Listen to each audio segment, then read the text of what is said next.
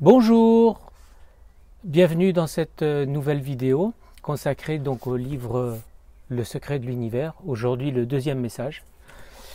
J'espère que vous allez bien.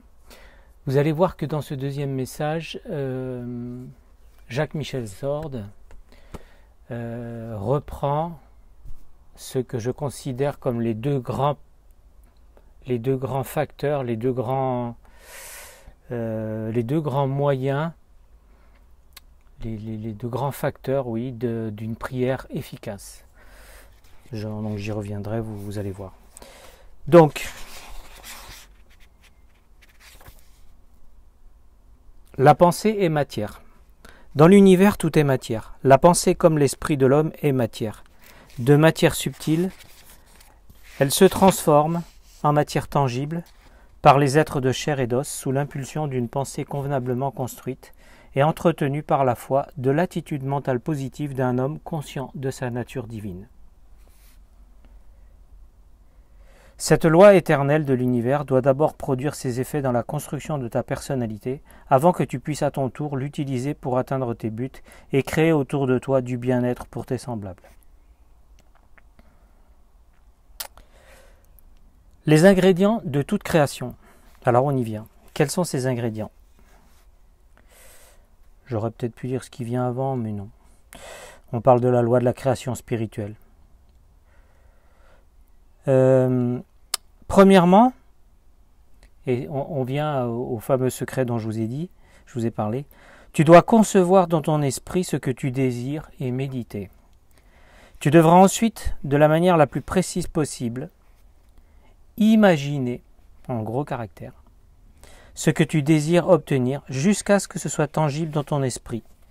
Ce faisant, tu crées littéralement en utilisant une matière subtile d'origine spirituelle ou appelée spirituelle.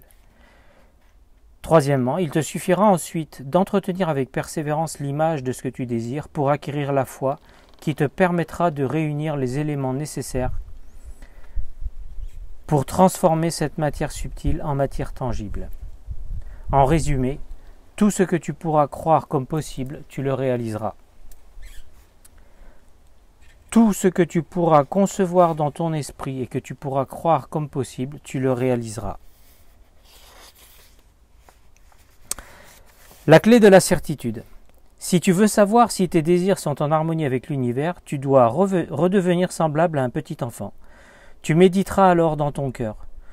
Tu ne dois plus réfléchir avec ta logique d'homme naturel, mais tu dois concevoir dans ton esprit et ressentir tes désirs dans ton cœur.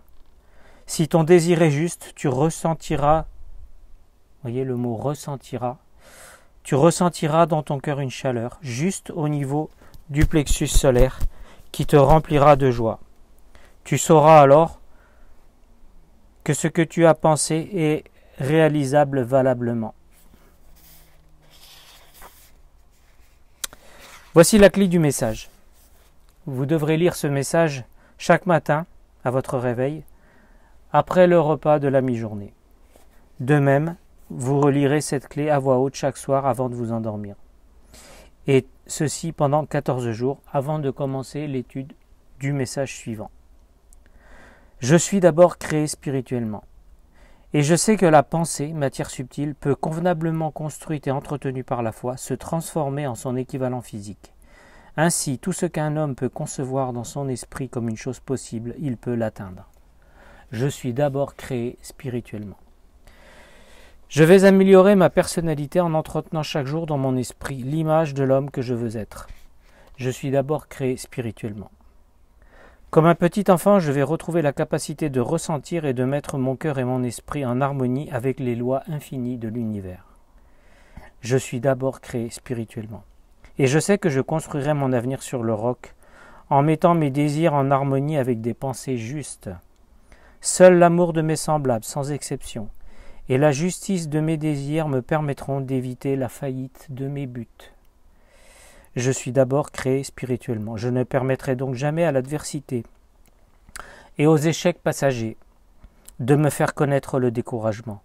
Je ne cesserai jamais de persévérer malgré les échecs temporaires, car je sais que chaque chose dans l'univers, y compris moi-même, est un rêve devenu réalité, parfois après plusieurs échecs.